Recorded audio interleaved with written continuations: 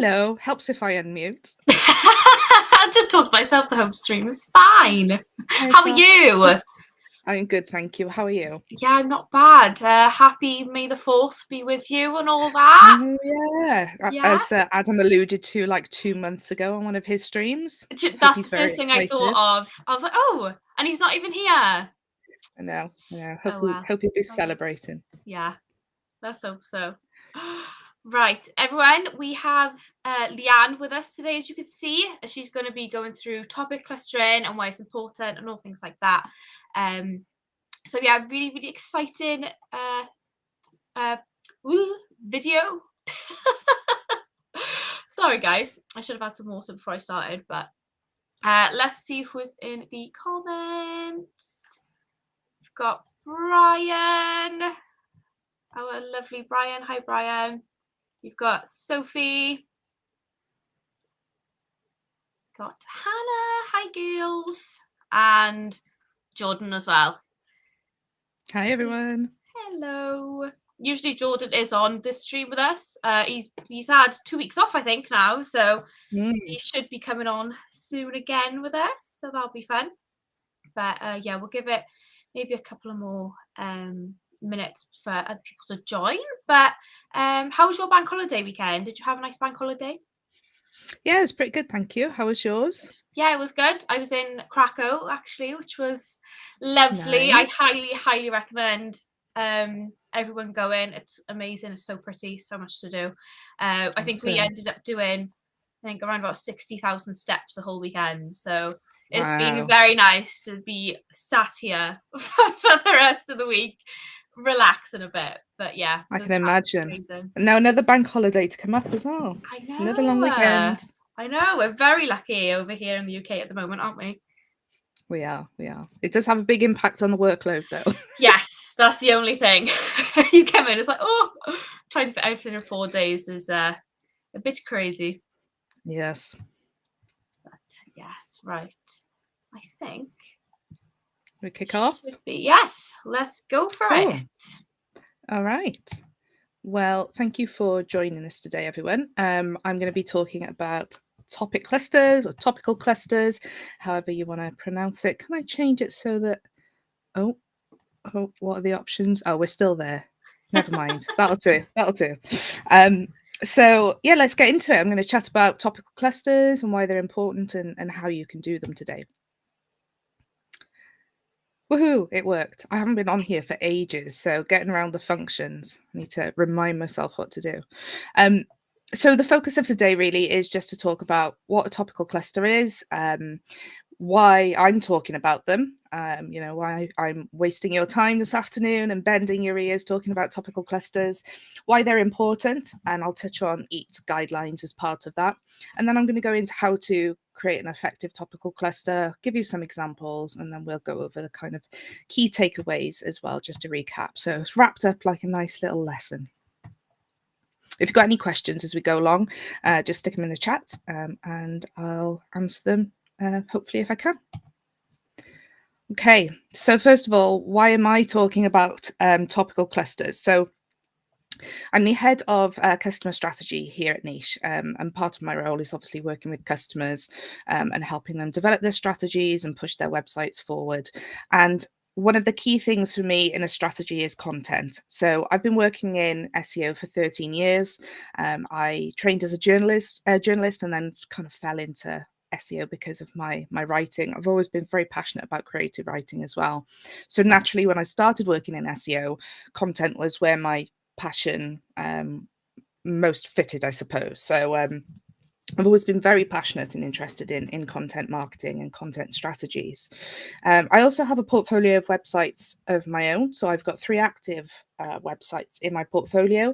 One is kind of my primary site, which is what I focus the vast majority of my efforts on. But I've got another 2 live sites as well, and many domains in the pot to launch at some point because, yeah, I just get excited by new things.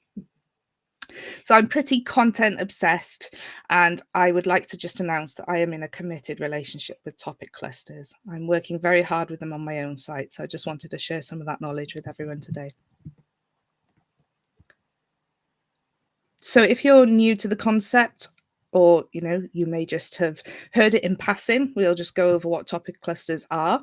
Now, I'd like to start by saying this is by no means a new concept. Topical clusters have been around for a long time, and they've taken many names as well. So you may know them as siloing, content hubs, various names that people use for this kind of tactic. But essentially what it is just grouping together related topics to create a cluster, so a logical content cluster of all kind of related topics or titles. Now, often they will revolve around kind of a central topic, what can be known as like a pillar article. So as you can see from the HubSpot graph that I found here, you can have like a pillar piece of content in the middle, and then you'll have all of these supporting pieces of content around the outside, and there'll be a lot of internal linking going back and forth between these pieces. And topical clusters are particularly useful because Google is obviously focused on delivering quality content to users in the search engines, and Google is very focused on making sure that the content that is being rewarded with high rankings is written by experts or people with an expert voice. So creating topical clusters can really help in that regard. It can also help just focus your content strategy because, when you've got a website that you need to work on, whether it's your own, whether it's for a client, it can be quite overwhelming when there's just so much that you can tackle and so many different directions that you can go in. So this can just really help to focus your efforts and make sure you're getting the best from the time and the money that you're spending on your site. It can allow you to rank for more keywords as well. One interesting thing that I find with topic clusters, which I'll talk a little bit more about as we go along as well, but you can rank for a real array of keywords as you build up this tactic. So, traditionally we'll look for low keyword difficulty and sometimes lower volume as well, keywords to start to rank, especially if it's a new site. Excuse me. But you can, with this tactic, open up the pool of keywords that you're able to rank for just because of the authority that you're building up in this kind of little micro topic. And we all know how important internal linking is for a website. It's often an underserved part of SEO or something that gets overlooked by a lot of people. But internal linking is essential for a successful website. And the great thing about topical clusters is they naturally lend themselves very well to strong internal linking strategies. And then finally, we've talked a lot about Google's EAT guidelines and how they've changed those on recent streams. And I think it's next week. Correct me if I'm wrong, Lewis, but I think we've practical guide to EAT next week with Mark. With that, yes, Yes, exciting. this leads on nicely, a little segue for them, but topical clusters can massively help you with Google's EAT guidelines, which I will go into more on the next slide. So I love these pictures. I'm sorry if it makes anyone. They're amazing. I'm actually not sorry. But one of the main things with Google's updated this authority has always been a part of Google's guidelines, their EAT guidelines, but there's a lot of emphasis on making sure that your site is focused on being an authority voice within the space and showing that your content is authoritative and knowledgeable. And clusters are an amazing way to tackle this because if you've got one topic that you're writing lots and lots of articles about, you're showing Google, I really know what I'm talking about with this topic. I've written all of these articles. I've covered this topic in complete detail. You should rank me because I know what I'm talking about here. So it's really beneficial for for tackling Google's EAT guidelines and getting good rankings on your site. So now we will look at how to create an effective topical cluster. And this is, there's lots of ways that you can go about these things, but this is the way that I approach creating a topical cluster. It's something that I've done on my own sites, on client sites in previous jobs I've been in, and how I advise customers here at Niche as well. So what you want to do is start with a primary topic. So that can either be, and good thing to point out here is, although I said that a lot of these topical clusters will have a pillar post and then there will be all those supporting articles around, it's not actually essential that you have that pillar post. I've heard other bloggers in the space say a similar thing where, there's a lot of emphasis on this pillar post, and it is a great tactic, but you don't have to think, well, I can't do a cluster because I don't have a suitable pillar post. Anyway, I digress. So we want to start with a primary topic for your pillar post or your cluster. So it needs to be something that is broad enough that is going to allow you to really delve in for further development. So, if it was something that was super niche, like, I don't know, I can't think of anything now. Can't think of a good example. But if it was too niche, you wouldn't be able to gather enough questions and queries around that topic to be able to build out a suitable cluster.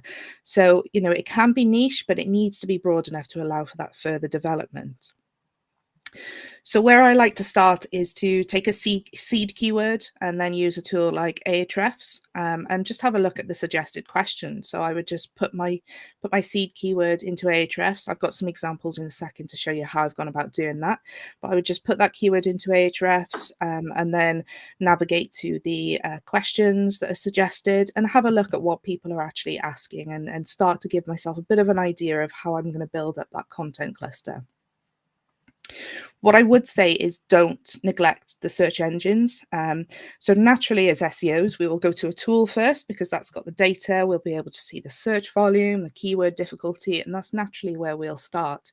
But there's a lot of value in going to the SERPs themselves and having a look at what is being asked in the search engine. So if you put your seed keyword into Google and then navigate to the people also ask section, you can get a lot of great ideas that might not actually come up in those SEO tools. And the reason is because these people also asks or suggestions that you get in Google, they may have a low search volume if you were to look for them on Ahrefs or SEMrush, but that doesn't mean that they're not valuable. And Google is showing us that that's what users are looking for, and they're there and they're valuable for a reason. So don't ever neglect those kind of frequently asked questions sections. Oh no, my head is covering. I know. Hang on. What have I done? What have I done? Oh no, there we go. There we go. My head was covering it, so we'll have to stay underneath. I couldn't see what was going on. Oh yeah, of course. So the last point is obviously just take a look at what your competitors are doing as well. Are your competitors creating topical clusters? What clusters are they building on, and how are they tackling those clusters as well? And as with everything in SEO, we want to emulate what competitors are doing so that we can maintain an edge, but we want to kind of do it better. So take a look at what they're doing as well. So I don't know how clearly you can see this, but this is an example. I can't even see it. I haven't got my glasses on. But this is an example of how I used a seed keyword in Ahrefs to get some suggestions. So the keyword that I put in, full disclaimer, I just use stuff that I find interesting. So I've got 4 cats, so I put new kitten in as my seed keyword to see what would come up. And then you can see that I've kind of highlighted the sections that you want to look at. So the main section here that will be helpful is the question section, but you can also look for, for inspiration really as to what people also rank for and what kind of related content there is there as well. And then if we drill down into those keywords, we can start to get a bit of a picture as to what people are searching for and what articles we're likely to need to serve them to, answer those questions and obviously rank for these keywords. So we've got things here like, when will my cat stop hissing at new kitten, how to introduce a cat to a kitten. So we can see that that's a key area that we could produce an article on, introducing a kitten to a cat. And then what else have we got on here? I really should put my glasses on. Introducing a kitten to a dog. So that could be another article. And you can just get an idea of how you can build all of these articles together and create this cluster. Your pillar piece of content for this could be the complete guide to getting the new kitten. And then you've got all of these ideas that you can, put around that pillar piece of content and create lots of lovely internal linking to create a really powerful area of your site. I have to give a shout out to our designer on the marketing team because she's made these slides beautiful. They were, not quite as lovely when I handed them over to her. So massive thank you to her. And then the people also ask section. So I used the same seed keyword, went over to Google, and I had a look at people also ask, and we can see how long does it take for a kitten to adjust to a new home. And it was interesting. The questions that were coming up immediately here were slightly different to what I was seeing in Ahrefs. So I want to get a full picture of everything that I need to include.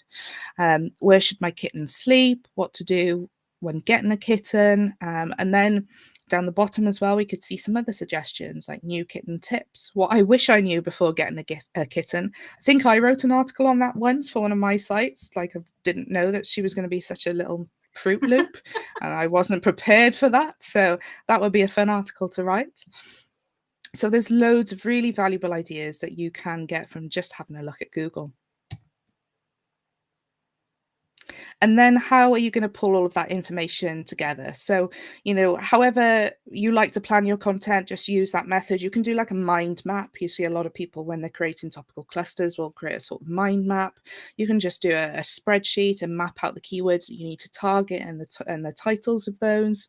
But you just basically need to make a plan that is going to focus on your pillar article if you're creating one, and then all of the related articles that you're going to have for that particular cluster. Now, one thing that if you're using a tool like Ahrefs or SEMrush, look out for those featured snippet opportunities as well, because these are often going to be long tail keywords and question-based keywords that you're looking for to build out this cluster.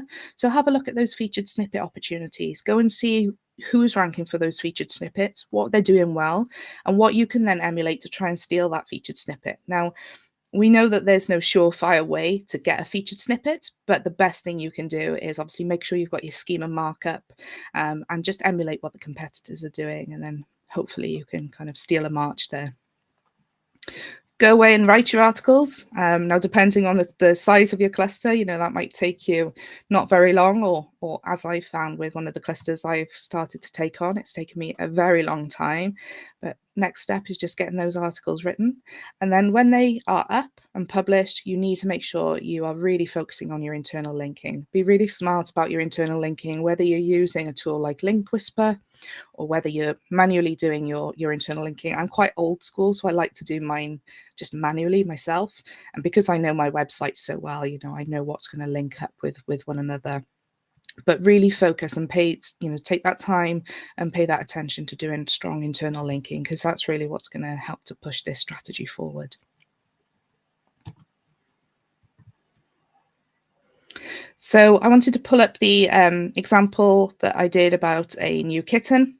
So this is just kind of mapping it out, what those opportunities could look like for articles. So I've kept this quite limited to not overwhelm the slide, but this is just an idea of how this topical cluster could look. So we'd have that pillar post, which would be a guide to getting a new kitten. And within that, you'd have small sections that would talk about, bonding new kittens, sleeping, food, introduced into the family, all those kind of things. And then they could all link out to these articles that are going to surround that pillar post. So some of the ideas that I looked at were how to introduce a new kitten to a cat, how to introduce a new kitten to a dog. Why does my new kitten keep meowing? There's lots of questions like that. Why is my kitten shaking? What did I find? Why is my kitten shaking? Why is my kitten meowing? Just lots of questions, because, you've got this weird, cute little animal in your home and you want to understand all of its behaviors. Why is my new kitten hiding? How to bond with a new kitten? Where should it sleep? And then how long does it take to adjust? So there's absolutely loads you could do on a cluster like this, but that's just a sample of how you could tackle something like this. And then for any non-cat fans, I thought I'd pull up another opportunity.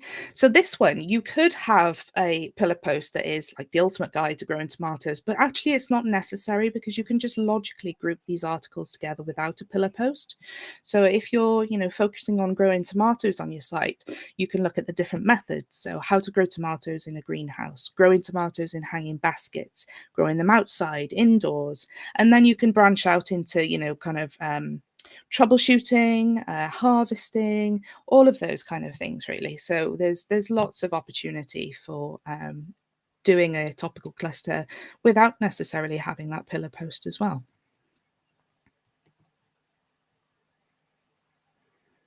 So the key takeaways for today then are: make your life easier by organizing your content into clusters. It honestly takes a lot of weight off the mind, knowing, you don't have to plan month to month of, oh, what am I going to tackle this month? You've got a clear plan of exactly what you're going to do. You can help to show Google that you're an authority by fully covering a topic. We always recommend to our customers to go silos or category to category at a time. The temptation is always to, and I've done this and I've completely set my websites up the wrong way, because when I started them, I was like, I'm going to write about this because that's interesting. Oh, now I'm going to write about that because that interests me. And it's not the best way to structure it, especially a new site or an age domain that has been relaunched. You want to really hone in and strategically focus on doing a silo or a category at a time. And this is where topical clusters can be very, very helpful.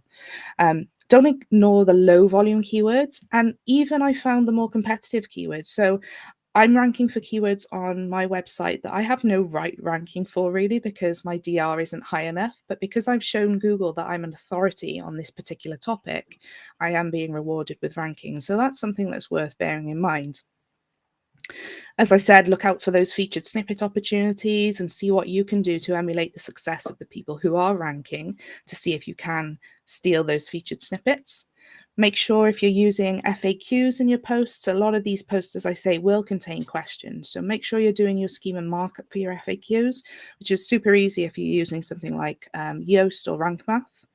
And internal linking, I can't talk about internal linking enough. It's key to making this work, and it's worth just taking the time and making sure that it's done thoroughly and that it is done properly as well. And that's it, really. Do we have any questions? That was awesome. We don't. Thank None you. in the chat at the moment, but get them in, We guys. don't. I feel like get any questions in you have, and I can answer them, hopefully. I feel like I whizzed through that. I thought it was going to take longer than it did. No, it was really, really informative. And I think as well, it was so really informative to like touch upon the pillar posts as well, because I think some people, that is what's holding them back to like starting a topic cluster or anything, and like to know that you don't necessarily need them. Like I think that's going to change a lot of people's content strategies as well, and just like get saturating as much as they possibly can just from that topic, isn't it? So yeah. Ooh.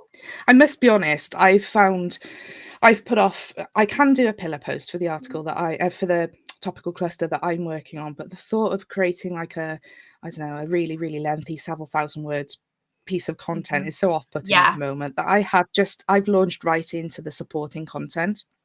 And I've purely built the success of my cluster on that so far, and it's it's been really, really helpful. Definitely. Right, we do have some questions coming in. Ooh, thanks, guys. Right, so oh god, let me click on it. Right, how do you balance covering a topic thoroughly in a pillar post while leaving enough to create a cluster blog/article? Good question. Yeah, that's a really good question. I think that's another thing that a lot of people struggle with.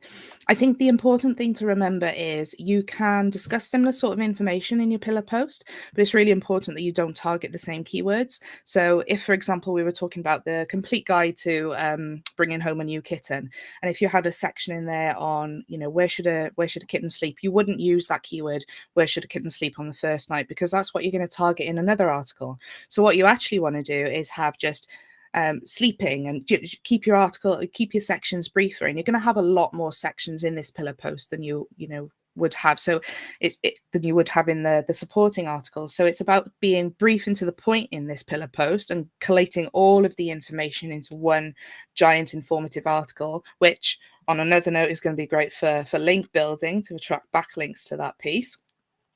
But just make sure you're not targeting the same keywords. Keep those kind of long tail keywords for the posts that you're going to be producing to support that main piece of pillar content. Hopefully that answers your question. I think that does. Right, and we have Hannah. Oh, here we go. Sorry. How would you discern which FAQs were worth writing before others, or does it matter? Also, another really good question. Yeah, so the way I approach FAQs is, I'll look at all of the long tail keywords that are available to me, or all the question-based keywords that are available to me.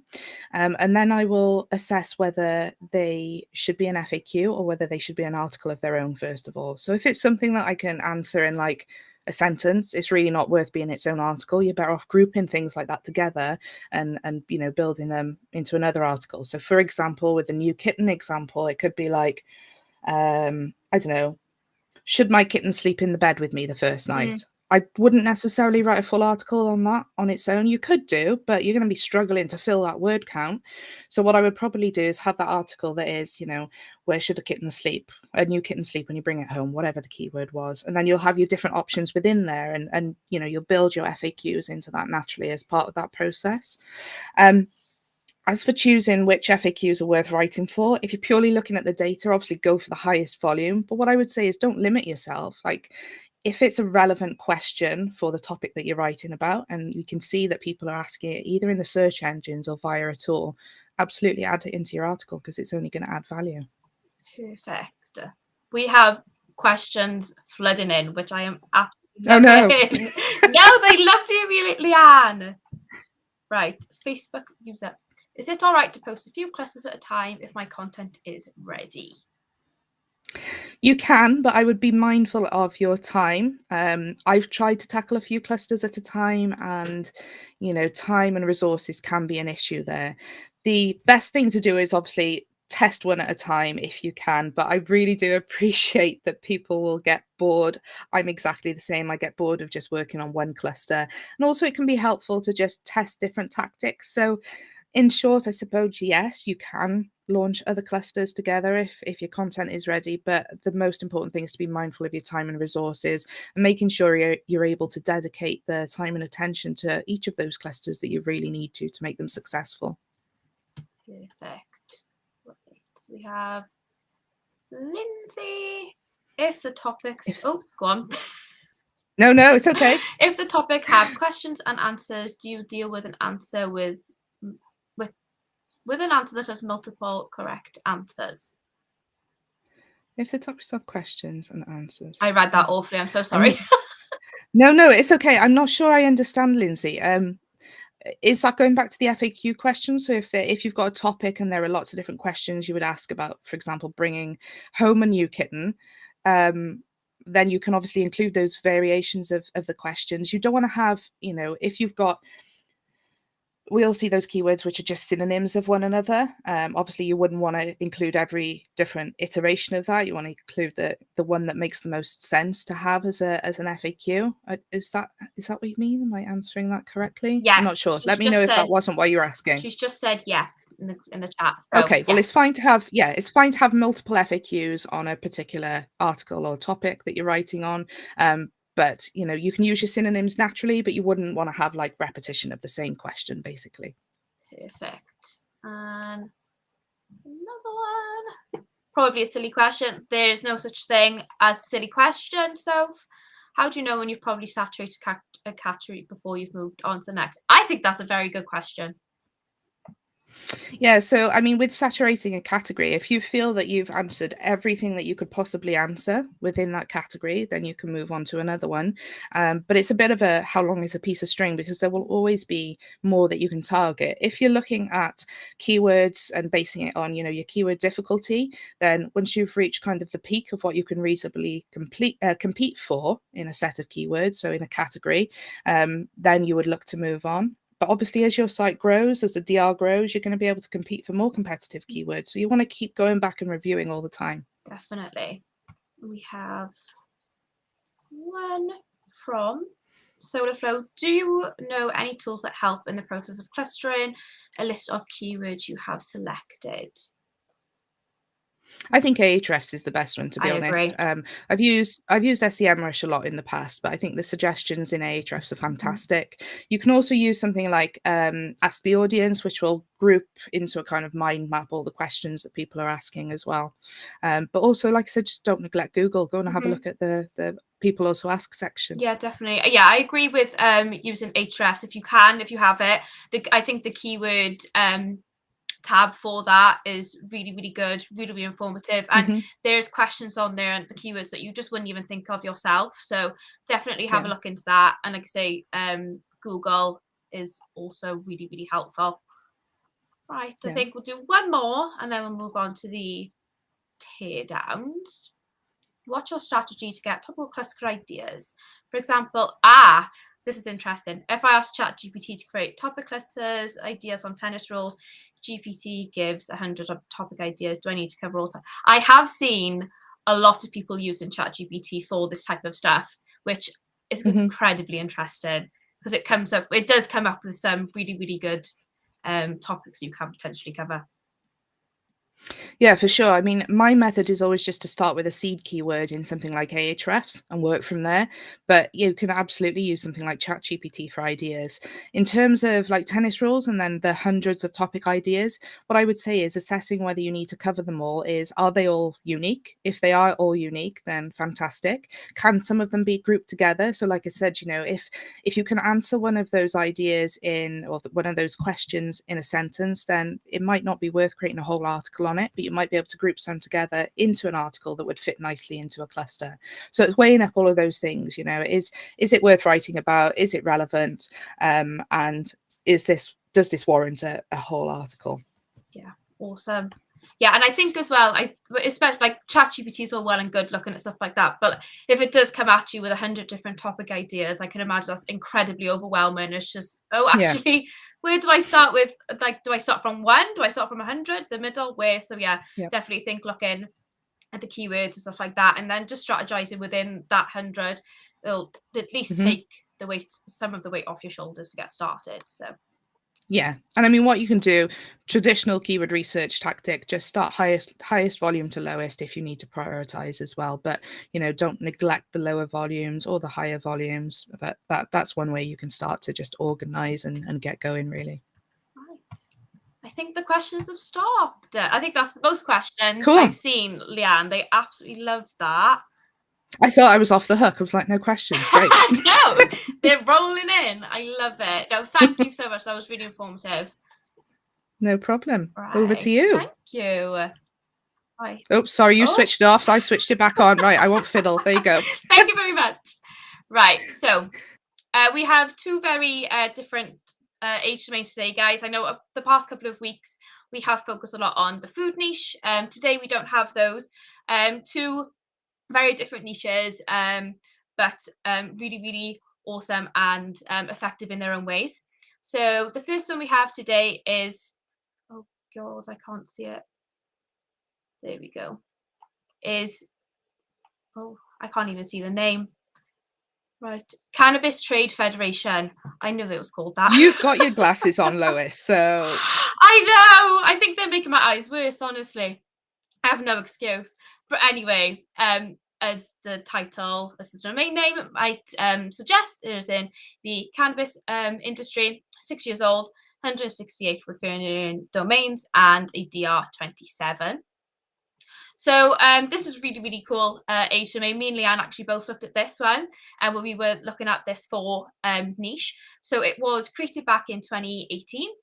This was to represent a nationwide coalition of cannabis related businesses. They really wanted to represent all aspects of the industry, including dispensaries, wholesalers, distributors, all those type of businesses, with the legalization of cannabis really coming into effect, especially within the States and Canada. The resource was to focus on creating professional, credible, unified organisation for the industry, along with really building dynamic networks of associates to share the vision of just really creating sensible cannabis policies and promoting all that stuff within the industry.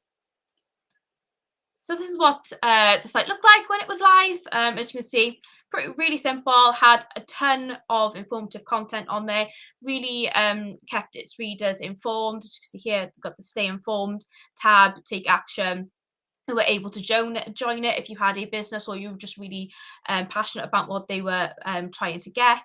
And they had loads and loads of different stuff. So really, really exciting age domain, especially with the backlink profile too.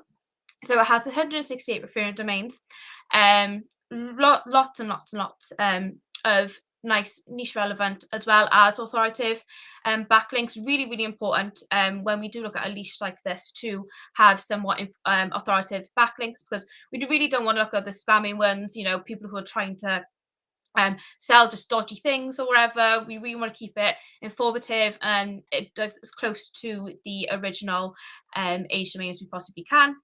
As you can see here, we've got politico.com, ny.com, weedmaps.com, montrealgazette.com, Ottawa Citizen, High Times, really, really authoritative backlink that is, theprovince.com and cannabisbusinesstimes.com. So as you can see, really nothing spammy, really authoritative and niche relevant within the cannabis industry as well.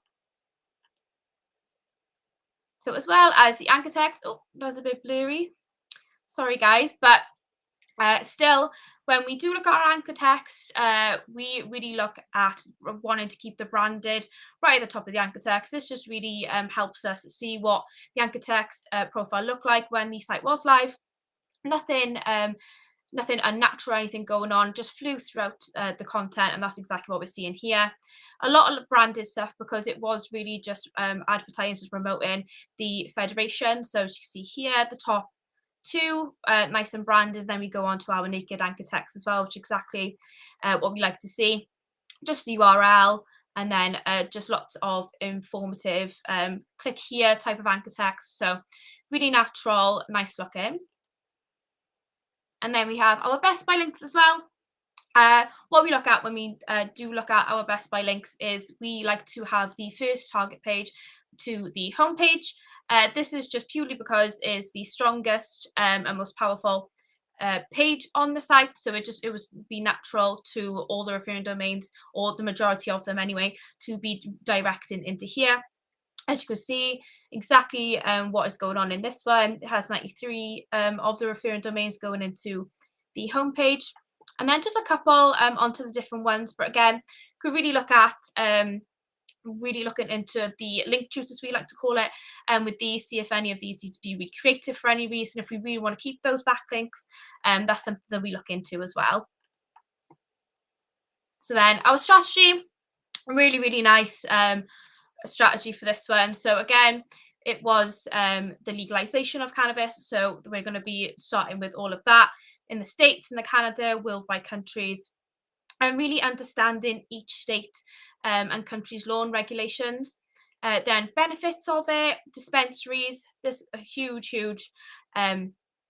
listicle for this one. Largest dispensaries in the US, 10 dispensaries in X state, tourist information for them, and then just really general cannabis FAQs. Again, really going into what Leanne was saying about topic clusters and stuff.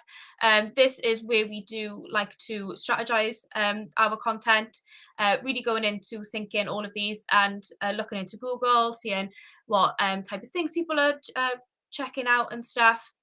And this is really important with just the general cannabis FAQs as well. I mean, there's a lot of legalization, lots of stuff going on at the moment within this industry. So keeping on top of it with the FAQs and having this type of section is really important. And then again, once we have completely saturated these silos, we move on to even more content, growing cannabis, products for growing cannabis, using it, and edibles as well. So huge content strategy for this one, but really exciting. And then so our competitors, so the first one we have cannabisandglass.com. This is DR30, 44.8k of organic traffic, 127 pages, and this is a lower DR than us. So this is where we look at using our tool rating opportunities. This is where we really just go in, see the type of content that they're doing, looking at the keywords and stuff, and using that and making it better. Exactly what it is. So this one is exactly the type of stuff that we'll be covering. So really exciting as well. With the traffic and stuff, the past couple of weeks we have been looking at the food niche. Huge competitive niche. So really don't be put off by the smaller amounts of organic traffic that you see within different niches. You know, the food niche is absolutely ginormous, so you are really going to be looking at millions of organic traffic and stuff. But again, having a DR30 with 44.8 of organic traffic with only 127 pages, really good competitor to be looking at. And then what I'd say with the cannabis niche, sorry, I was just going to say, Lois, you know, it obviously isn't as well No, established as the food no. niche.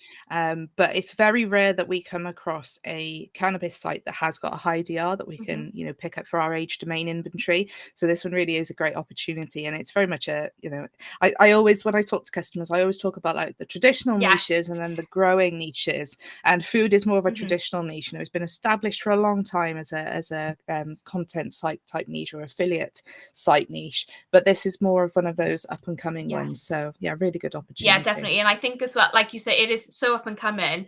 This is like such a good time to just be really diving in, developing it as much as you can, and just having potentially, if this is some site that you would like, just being that one-stop shop for all the type of different information and stuff that you can get within this one. So yeah, really, really interesting and exciting niche. So we have our biggie, our big competitor. This is normal.org DR79. This has 139k of organic traffic, huge amount of pages, but it's a really, really great example of the opportunities available within this niche. As you can see here, they are talking the exact type of stuff that we will be, all different type of legalization in different states, and loads of different stuff like that that we will also be included within our listicles. So this is a competitor that we could definitely look at, and looking at them with the same type of revenue and growth and stuff. And who's to say that this age domain can't do the same? So what makes these competitors stand out? So number one, saturated topic clusters, huge, huge, huge. The last competitor had over 1,000 pages. So that, as you can see, I think pretty sure that is a saturated market. You know, they have their own imagery, and then frequent content as well is also really, really important to really try and get that ranking and that authority within Google. And they do also have subscription opportunities as well. So really just keeping up to date with any news updates or anything like that that's going on in the industry, really, really important to have within this niche, because there is just so much going on, so much to keep on top of. So really interesting things to be using to stand out. And again, with our revenue opportunities, so really not relying on Google. Obviously, Google's amazing to get up and started, but we really like to say to our customers, you know, as soon as you are there, to really try and diversify your income with your display ads, your affiliate programs, your newsletters, on courses, products, all different things like that, which will then lead to diversifying your traffic to your socials, emails. So lots and lots of stuff to be really helping getting you those revenue opportunities, as well as eat. We love eat, obviously. Every week we talk about it. We have we have one whole live stream dedicated to eat next week, which will be really exciting. So you can just really gauge that and understand that a bit more. But we really like to optimize those for our customers, with our websites, all different things like that. And then we do this by frequent content, adding schema, loads of different things. And then you have your traditional link building that can really help your domain rating, if that's what you're looking for, and your traffic as well. So domain number two, very, very different, but again, if this is something for you, these are both live on our website, so take a look. So this one is Atlantis Miniatures. It is in the collectible items / figurines niche. 9 years old, 146 referring domains, and a DR17. So Atlantis Miniatures, we're a UK-based miniature company focused on creating high-quality fantasy miniature collectible products. Really big catalogue within the site, including different types of animals, dwarf figures, mythological creatures, goblins, orcs, trolls, ogres, all that type of really awesome stuff. So this is what it looked like. As you can see here, just promoting the type of stuff that they were selling, have the blog, their catalogue, just there about us. Really nice, really simple, but straight to the point, exactly what they were selling. So really nice backlink profile for this one again. So we have 146 referring domains. So we've got really, really nice niche relevant referring domains here. So we have beastofor.com, the miniaturespage.com, tabletop gaming, fighting fantasy, the ninth age, geek nation tours, and lots of others as well. But as you can see here, really, really nice niche relevant backlinks. It's absolutely awesome to see because it was a store, but really nice backlinks. So our anchor text profile, again, it looks really blurry. No idea why, but Yeah, I can't see it it's properly. very strange. The other ones are okay. Mm. But anyway, I'm not lying to you guys. I am telling you. Branded again. Right at the top, you can sort of see here Atlantis Miniatures. And then we just have our naked anchor text. And then we do have just the different types of figurines that they had on offer. So really, really nice. Very, very natural. Exactly what we like to see when we are looking at our age domains. And then again, our Best Buy links, we like, as I mentioned, the homepage, number one target page. That's exactly what we are seeing here. 82 referring domains. Another one that is going to the homepage as well, 15. So you can see here, really nothing that we would look at recreating for you. Just sticking to the homepage, keeping that link juice.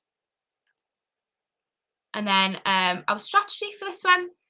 So lots of how-to guides, how to look for collector's items, build a collection, how to find rare collectibles, determine the value of your collectibles, care guide, how to maintain your collection, how to clean, how to store, and then lots of types of collectible items. So really, really lots of stuff to be talking about here. And I definitely think this would be a really awesome age domain to be getting if you are really into looking at collectors, if you have your own collectibles. Really, really nice strategy to be looking at for this one. Something cool on that one would be with the rise of 3D printing, how to print your own collectibles as well.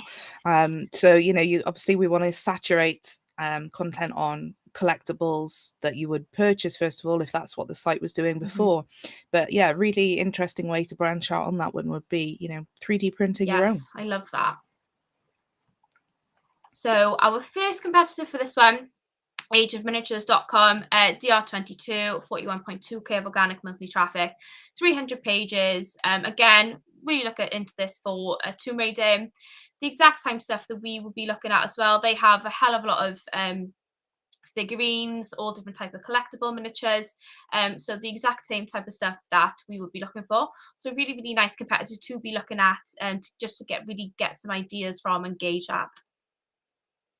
And then we have our biggie, wargamer.com, DR56, 650k of organic traffic with over 2,000 pages. Exactly, really from one end of the spectrum to the other. An absolutely awesome example of the type of opportunities available within this niche. These are covering the exact type of stuff, really zoning in on miniatures, different type of collectibles, any news about any collectibles, so there's so much opportunity within this niche that I really don't think a lot of people would even think of doing. So it's really, really interesting to see a competitor getting this amount of traffic with over 2,000 pages as well. So again, what makes these competitors stand out? Subscription opportunities. I think within this niche is so important to be really engaged with communities, talking about all different types of stuff within those collectibles, what type of collectibles you are collecting, really staying informed within that. So having subscription opportunities within your site is really, really important. And this is exactly what these guys have on their sites. They also do have their own forums as well, which is absolutely awesome. Again, really, really important to really be making and developing those communities within the collectibles niche. Content being uploaded daily, so they're really, really on track with any type of updates or whatever within this type of niche. And again, really saturating their topic clusters, just really zoning in on focusing on miniatures, all that type of stuff. So they really are the type of sites that you look at, and you don't really need to look at any others, because they have all the information that you need on there, and that's exactly what we'll be looking at with this age domain too. And then again, revenue opportunities, the exact same, really not trying not to rely on Google once you have taken all the steps to make sure that you are ranking, that you are looking at, that you are authoritative on Google. So your display ads, affiliate programs, again, your newsletters, forums, products, huge, hugely important within this niche, getting those products in there. Diversifying your traffic, obviously your socials, your emails, really interacting with the community around you, really developing that e-optimization. Make sure you add that frequent content, and as well your traditional link building as always. Thank you guys. As you said, very different age domains today. We don't just have food niches available on our site. We have a hell of a lot of them, but we do really have some really nice up and coming ones as well. So if they do tickle your fancy, they are live on our site, so you can go and check those out as well. Fab. Oh, right. Is there any other questions? I did notice, I don't know if they're still here, but there was Monique and Dan asked how to avoid keyword cannibalism during topical clusters. Yeah, so the important thing there is to understand the intent behind your keywords. And as I don't know if you're here when I talked about it earlier, but grouping together, synonyms of one another is important, because you don't want to have, two articles that are synonyms of one another competing. So really understanding the intent behind your keywords and thoroughly grouping your keywords accordingly is going to be important. And just keep a thorough plan as well of everything that you're writing, so that you can avoid that cannibalization as you go along too. Really important. I think that's the only other one I spotted. We had Al Couch saying hello. Oh, hello to you. Hello, Al. How are you? And I think I said it wrong earlier. I'm sure I called it Ask the Public or something, but Answer the Public. So I've popped a link to that in the chat as well, if anyone wants to take a look. Perfect. I didn't realize they'd been taken over by Neil Patel, who seems to be everywhere now. It used to be an independent site, but it looks like he's picked that up. But yeah, still worth having a look. Yes, definitely. Well, I thoroughly have enjoyed this stream. I think it's been really informative. So, if you have any questions, guys, this is your last chance. Speak now, or for help. Last few minutes. If not, we will wish you goodbye. Have a lovely weekend. No, I think it's all quiet. No. Perfect. Yeah, I think we've stunned them. Hannah has said, amazing stream, ladies. Thank you. You are welcome. I hope you've enjoyed, guys. Thanks, Hannah. Right, yes. Well, have a lovely bank holiday. Have a lovely weekend. Thank you, guys. You too. And I will be back here next week with Adam and Mark. We are really going to be deep diving into EAT. I'm very excited if that's something that you just want to have a bit more understanding of and stuff. I know we do cover it a lot, so really informative one to be jumping on. So yes, I will see you guys next week. Leanne, you'll be back on shortly, I am sure. Yeah, I think our next one is Google algorithm update. So see you back for that one. Perfect. Right. Thank you very much, guys. Thanks, everyone. Bye.